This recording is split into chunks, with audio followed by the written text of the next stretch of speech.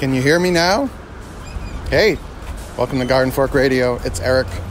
I'm walking the wrong way. So, long story short, I recorded an episode with Nicole, and her side of the conversation was amazing, and my side of the conversation, thanks to some glitch in our web-based recording system, which I'm less than pleased about right now. My side was, it's called peaking the meters, just over-modulating, very scratchy. I guess I'll just go up this way. Just unlistenable content. So, and I'm jammed with work, and I thought I'm just going to do a walk and talk because people have liked that in the past. So there's no guest, there's just me.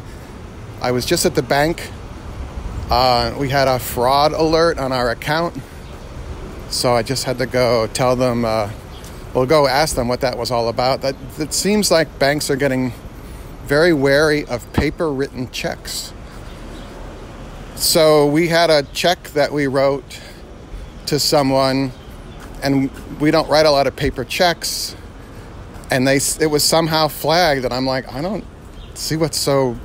It's just a check. It wasn't for very much money, you know. Maybe it's because I signed it instead of the camera operator, and they know who the adult in the family is. Anyway, so that was... we're in Sunset Park in Brooklyn. That was 4th Avenue and 51st Street. There is a fire station there. There's the Blink Gym. I don't know if you have Blink Gyms. Is that a national chain or just a New York chain? And the bank. So I'm walking up one of the side streets now. There are barrel-fronted and bay window. What do you call them when they're kind of like in the squarish bay windows? I don't know. Row houses here. So hey, how are you? There's a couple of things going on in my life that are kind of bigger changes. I can't really talk about it right now because, well, for one, I don't believe about talking about things till they happen. So we're in the preparing stage, so I'm spending a lot of time preparing. And it's just my brain is spinning. I'm not very good at running, multitasking, as we all know. So if you give me a clipboard at the beginning of the day with 4 things on it, I'll get that done. So anyway, how you doing? We are good. We are above the grass, as I call it. And it just rained here. We had some good long-term rain recently, and it was supposed to rain some more this afternoon. So that'll be good. My potato crop was a bust. I wouldn't say I neglected it, but maybe I did. I just thought the raised beds would be okay. I had them mulched, and I forgot that raised beds dry out much quicker than a regular garden bed that's part of the earth, you know? So all my potatoes are incredibly tiny, and the soil feels kind of sandy. It's so dry. So I'm up on 5th Avenue now.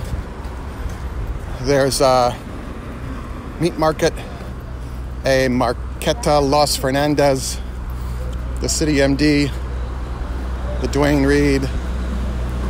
There's constant construction going on around here. A lot of small businesses, and then semi-trucks. You're like, what's a semi-truck doing in here? But believe it or not, they pull them in. They're not the doubles, they're a single. But also a lot of times a semi-truck has one of the shorter, I don't know what size that is. There's no number on the side of that truck. But the slightly shorter semi-trucks. So there you go. All right, so, there's an empty... A lot of times now you'll have a storefront that maybe is a 2-story, and they knock it in, and they build up because the FAR, I don't know what that stands for, but in New York City, all buildings have an FAR, which is the amount of stories the building can build up based on the zoning of the building. You know, is it residential? Is it mixed? Is it business? How much frontage does it have? So they just knocked in a one-story building, and the contractor that's doing it, oh wow, there's an ID4. It's a livery car. Wow, that looks just like my car. I've never seen that before. I just heard that electric car sound, that brrr. Anyway, you can if the FAR of a building is higher than what the building is built as, you can also apply for a variance. So they're pushing in the building. They'll probably put retail on the first floor and then residential on the upper floors. Maybe they're going to go 2 floors. So, of course, now I'm looking around for, are there more ID4s? And there are not. The car's been really good. I also recorded a solo show of me driving the car around for you with my little Zoom recorder, and I thought I had the audio set to automatic levels, but maybe it wasn't. Maybe I pushed a button by accident, but that audio was blown out as well. And that was great. It was like 25 minutes of me driving around talking about the car and my experience with it, and that didn't work out either. Oh, there's a new seafood market. It is so wild, the competition here. Every corner has a vegetable stand on it. And they do this passive-aggressive thing with the city where they take up as much of the sidewalk as they can with their fruits and vegetables, and then the city comes through some of, usually the DOT regulates sidewalks, I think, and they're like, I don't know if they write them a fine or just give them a warning. And then as soon as they leave, they just push all the stuff right back out again, which I'm not a fan of because it makes it really hard to walk down the sidewalk, And then there's a meat market, Carniceria, I think that is in Espanol. Jewelry stores, another seafood market, and then there's a Planet Fitness coming in. That's a sign. That's interesting. So there was a big storefront, was a clothing store, a 2-story clothing store, and they're going to put in one of these workout places. I exercise in the living room with the HasFit YouTube channel. I think the gym is great. Maybe it's for the social part of it, but I find it more efficient just to exercise in the living room. HASFIT, HasFit on YouTube. Sergio's Wine and Liquors, Amy's Beauty Salon, another grocery here, and all the grocery stores have I'm saying the word wrong, a taqueria in the back. There's a counter in the back where they'll make tacos and stuff. And then the giant grocery store, it's called a C-Town. I don't know if they have them everywhere else, but that's on my corner. So there's lots going on. I just put in some LED, I call them can lights. They're recessed lights. So there's a semi-truck double parked and the bus is trying to get through. And it's kind of a stare down as to the car coming the other way is who's going to blink. And my mantra is the bus always wins, because the bus guy doesn't really care. So there is that. But anyway, I put in LED recessed lights in the little house upstate, and I got a dimmer, a Lutron dimmer. Do not cheap out on the dimmer switch for any kind of light, but make sure it's rated for LED lights if you're doing that. And it has a selection for instant on or slow on. Is that the word? I don't know. But so when you turn on the lights and it's preset to a dimmer level, they slowly come up to the brightness you have selected rather than bling, blinding you. And that is really cool. Not a cheap dimmer. I think it was about $25, but I want it to last. I don't want to buy a cheap dimmer and then have it break in a couple years and I have to work on that again. Will from the Weekend Homestead is going to be on soon. And one of the show topics, I think for at least one of the shows we're going to have, is stuff we've learned from renovations. And what I've learned in that little house, which is a home-built house. Mike built it, and he built it really well, but he liked really long nails, and there are a ton of horizontal studs in the walls. And part of that, part of that, I don't know if that's required for what are called fire stops, but I wanted to put a light switch in for the LED dimmer, and there were 3 horizontal studs in this interior wall that I was trying to run a wire in. And I bought that really long flexible drill bit. Alternate side is ending, so I should go get my car. So that's what we're going to go do. All right, change of pace here.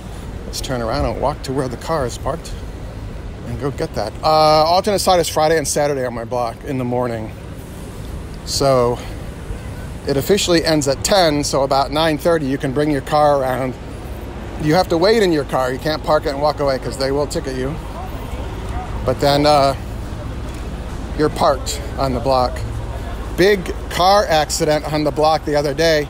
Like a big cube truck. There was already a Amazon truck double parked delivering stuff, and this really large white cube truck comes barreling down the street and overcompensates driving around. I mean, it's a narrow street anyway, so he's overcompensating around the Amazon truck and sideswiped 3 cars.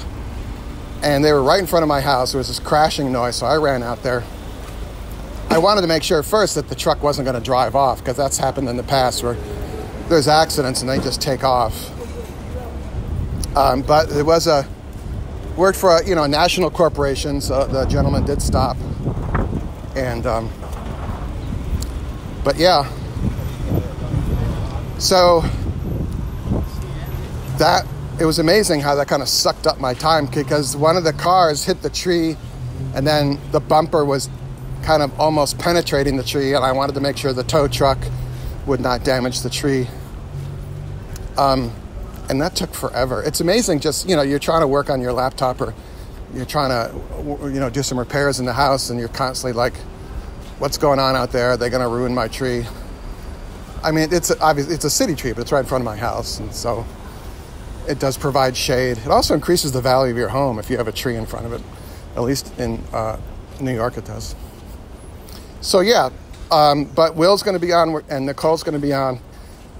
I've recently done repairs in the building and also upstate, and just stuff I've noticed. You joined or no? There's some guys working on their house. I think the car is parked on this block. Where's my car? Where's my car? This is not good. Where is my car? Let's see. Oh, there it is. Is that my car? Let me see. Walking back up. I gotta find my car. I came up. I dropped it in. Oh, no, that's a Tesla. There are quite a few Teslas. Wow, I really can't find my car. I parked it down here, didn't I? Ooh, this is not good. So, I have the key fob in here. I could hit the alarm, I guess. You're experiencing mild dread on Eric's part in person. Let's see. I'm hitting the unlock button. All right, I gotta go. I gotta figure out where my car is. Anyway, we'll follow up on this. But thanks for hanging in there. Oh, I see it now. I see my car. It's farther down. Isn't that weird? Just context of wondering where your car is. Does this happen to you too? Because when you hit the unlock button, the fob doesn't... Oh, there it is. It's blinking. Okay. There we go. So yeah, welcome to Eric's World. Regular podcasts will be coming. I had to take apart my office. It's a long story.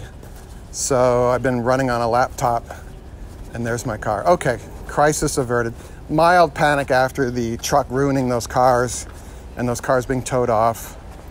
And I didn't think you could steal a car this day and age. And that's happily did not happen here. All right, go out and do cool stuff. Make it a great day.